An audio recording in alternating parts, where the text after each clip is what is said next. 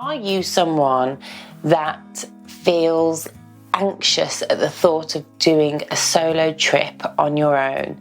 You've been a mom for so long and you might have travelled with your kids on your own as a solo mom. You might have been with a husband or partner, but now you're feeling that inclination to just do something on your own. But every time you go to book or every time you go to look or decide on where to go, you just get this pang of anxiety. That is completely normal.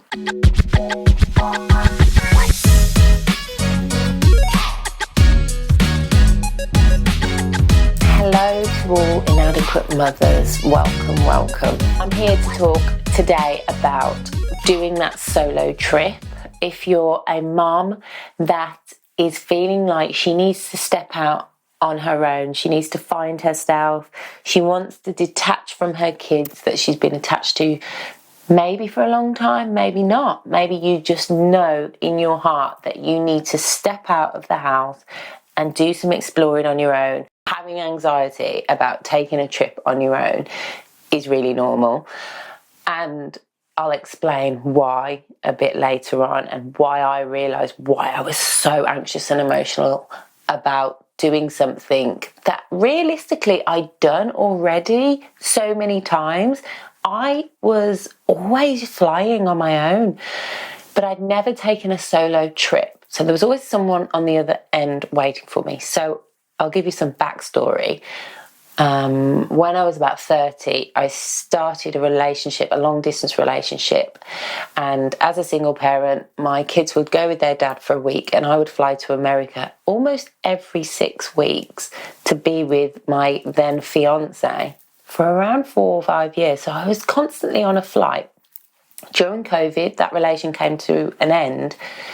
And I was so set on not letting the fact that I was now single stopping me travelling or stopping me getting on flights that I did a solos trip straight after lockdown.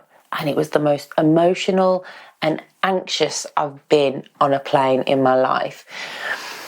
These feelings are so normal. And as a mother, I can express and share with you why these feelings were the case for me. So let's get into it. When you book a trip and you're not taking your kids with you, whether you're going alone or not, if you're leaving your kids, you're going to get that normal mom guilt.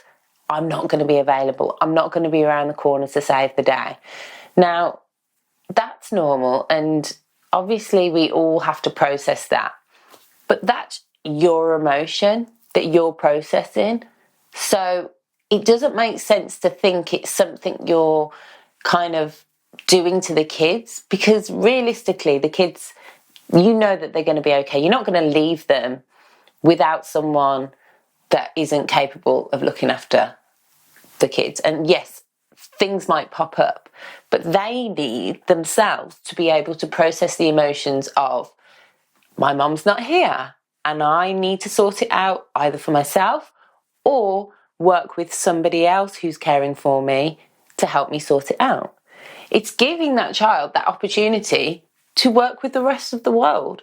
And I think as mothers and fathers, we kind of, in the Western world, where the old saying of it takes a community to raise a child just doesn't apply anymore, I think it's really good to give that child the opportunity to be in the rest of the world or the extended family and kind of learn to adapt to the different environments, the different situations. So take that mom guilt, put it aside and go, this is my feeling. I need to get rid of this feeling, because it's this negative feeling that I'm feeling of my mom guilt is going to rob my child of the opportunity to adapt and be on their own. One of the main reasons I wanted to talk about this topic is because someone reached out to me and sent me a lovely message and poured their heart out in terms of how they are considering going alone. Hi Hayley, hope you're well. I just wanted to suggest a podcast topic. You've shared breaks you've had travelling alone. She's referring to the Instagram vlogs that I've done when I've done a solo trip. For me, after a separation and a bit of a long journey, I'm in the process of learning, healing, self-love, learning who I am and what I want in this stage of life. It's a long ride. I'd love to gain the confidence to go away by myself. Even if I start off in the UK, my boys are now older and in their teens and early 20s. Although they still need me, they'll be fine and they want me to start living my life. There isn't really anyone around me who travels by themselves, so it would be nice to hear from those who do. I would say that doing a solo trip for me was just the most exhilarating feeling, but it was the most daunting.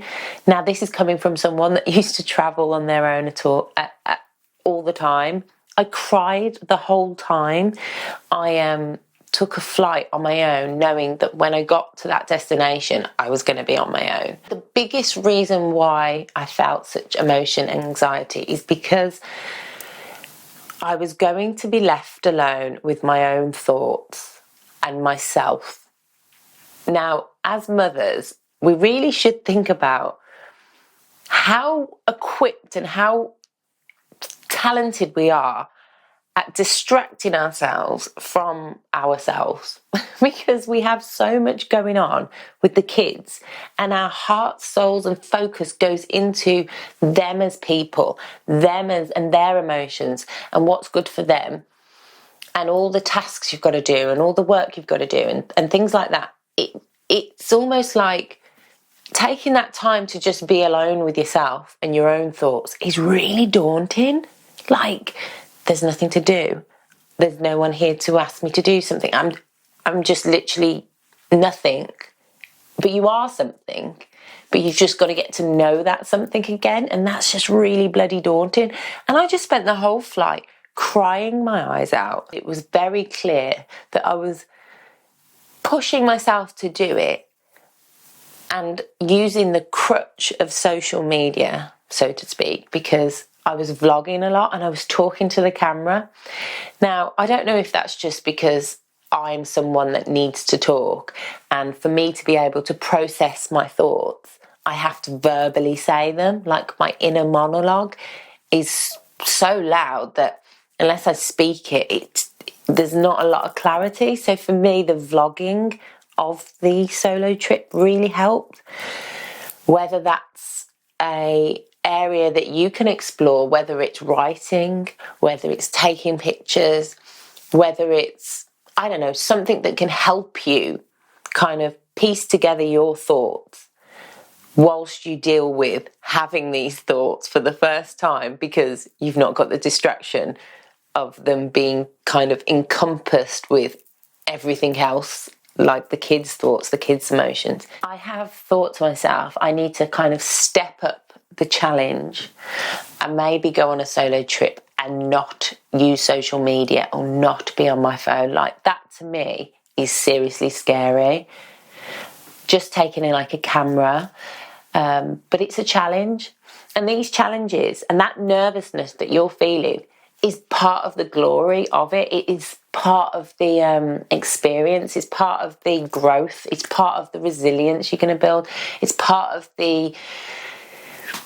It's hard to explain. You know, if you go into like a competition or you've got like a new presentation, you've got to go on stage and do some public speaking, or maybe you've got an exam, or that nervousness that's there. That nervousness slowly becomes that like empowering strength that you have once you've done it.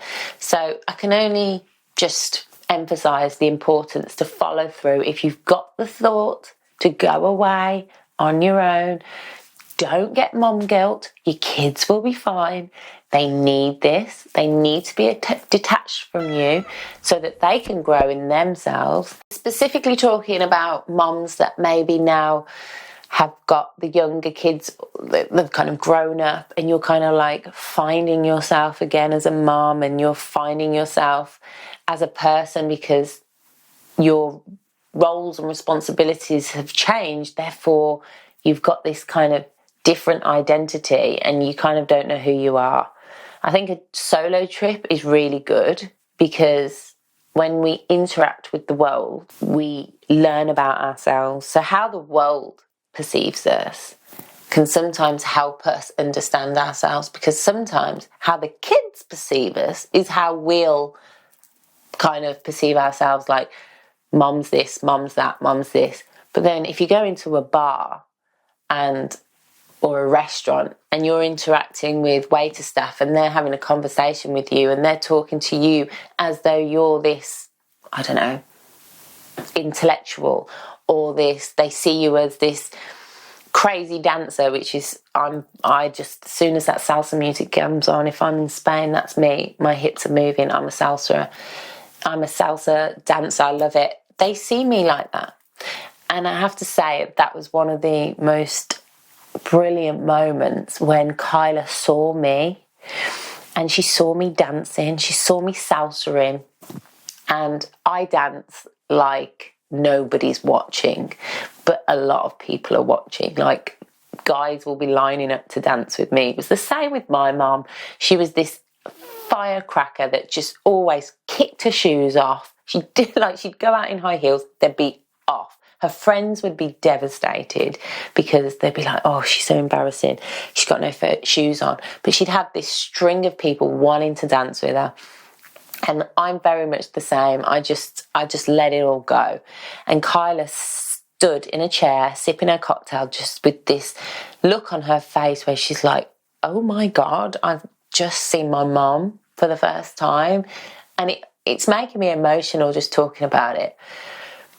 But that's the person that I used to go and try and be for just even 5, 6, 7 days, just to try and fill myself up with me so that I could come back and be the best version of me for my kids. And I'm so grateful. One thing I'm really proud of is that I got on a plane every year and I did something for me as a mom. And I think Kyla, she realised, oh, now that's why mum used to go away. Because afterwards she was like, wow, you needed that, didn't you? And I was like, what, to dance and like let my hair down? Yeah, I did. And we went away and we were laughing and smiling, and she just went, Mum, I just loved seeing you happy. I really loved seeing you happy. And if anything can encourage you to book that trip, let it be that.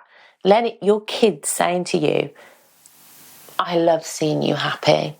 Let's do it for them, because it's not our job to just make sure everything's in line and order for them and they've got everything they need and everything. It's our job to be happy. It's our job to be full of life, full of ourselves, so that they can then learn to be happy and full of life and full of themselves. So taking that leap is for them, taking that leap and doing something that's on your mind that you've been maybe putting off and thinking, no, I'll do it another time, because it just gets worse the longer you leave it. There's one thing I know about jumping in the deep end. The longer you leave it, the deeper it gets. You just got to go. So my reply to this person that reached out to me about talking about solo travel is book a retreat. Go on retreat.com and book. There's so many now. I mean, years ago it would just be yoga retreats that we'd be able to go away and book on. And I remember I booked a yoga retreat as my first retreat, and I arrived and I was just, part of the nerves was the fact that although I'd done some yoga, I envisaged this whole like yogis all lining up, just zened off their head and all centered and just completely like not like me. You know, meditative, cultured yogis. And they weren't. They were just like me. They were just normal people that had an interest in yoga and wanted to get away on their own.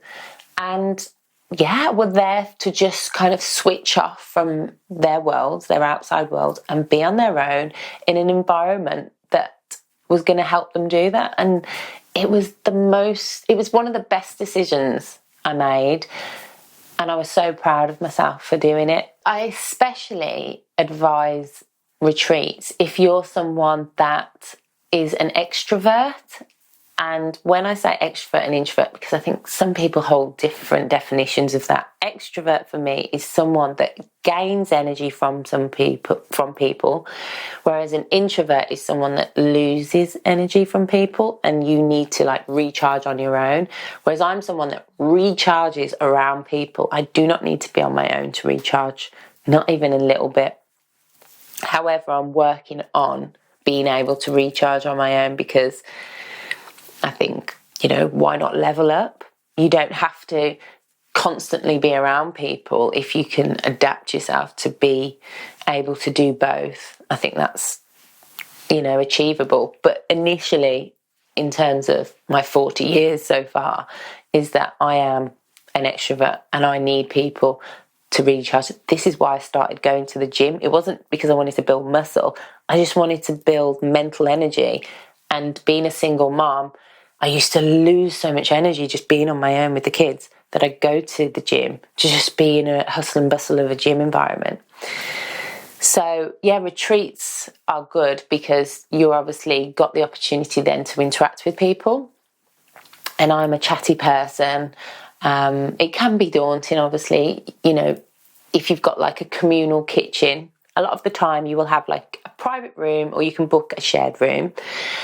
And then you have a communal kitchen where you'd have your own food, and that's where you might kind of talk to people. And everywhere I've been on 3 yoga retreats and a surf retreat that I did with my daughter. I've met the most amazing people and stayed in touch and connected on social media, and I just loved it, to the point now where I just can't see myself going to a all-inclusive hotel. I just get so much more from booking these retreats, and I'm noticing more and more different types of retreats coming, such as surf retreats, yoga retreats, fitness retreats, food retreats. Let me know in the comments if you've got any other suggestions of retreats, or DM me on my Instagram, Hayley Brown & Co. It would be brilliant to know of the different retreats that are popping up. But we are connecting in different ways, aren't we? We are kind of finding different avenues to connect. The society is massively changing. It's one reason why I'm doing this podcast, because I believe podcast is just another extension of how we're going to start connecting, whether it's through social media, whether it's through kind of the holidaying and retreats. That's all changing. How you learn and how you study and how we connect. It's all changing. And it's really scary for the millennial, but it doesn't have to be. So that first meal on your own, where you order a glass of wine and a meal on your own and you sit in a restaurant, I was on a seafront. So again, that was a little less. I wasn't going into a building and just booking a table for one. I was sat on a seafront. And granted, I was vlogging and I was probably not taking it in as much as I'd like. And I do think now, like, I am going to spend more time writing rather than vlogging, and just have that little bit more switch off time when I'm alone. But yeah, there's an element of you that will say, from maybe the old days, where if you're a millennial, you're an 80s baby, we grew up saying, if you're eating on your own, it's a sad, desperate situation. But I actually think the world's changed now, and that's just pretty normal. It really is. It's quite normal to see people eating and drinking on their own now. But obviously you've still got in your mindset from maybe judging someone who was on their own and thinking that they were a loner, or they were a sad case, or I don't know. I was massively scared of loneliness. Loneliness is a huge trigger for me. That comes from watching my mum battle loneliness and lose the battle when she started becoming an alcoholic, being a solo parent. Loneliness was a massive trigger for me. And I think it is daunting to think of cooking and eating on your own. The retreats and having that communal kitchen kind of eradicates that. But I do think you should try and take that leap and have a meal on your own. And then maybe, I don't know, start writing if you're bored, because there's no point just going out for a meal for the sake of a meal. Like, go out and enjoy something. Maybe try something that you couldn't try because your kids wouldn't have it or your partner wouldn't have it. Maybe do go somewhere that you've always wanted to go but you couldn't go. Maybe eat some food that you've restricted yourself from having.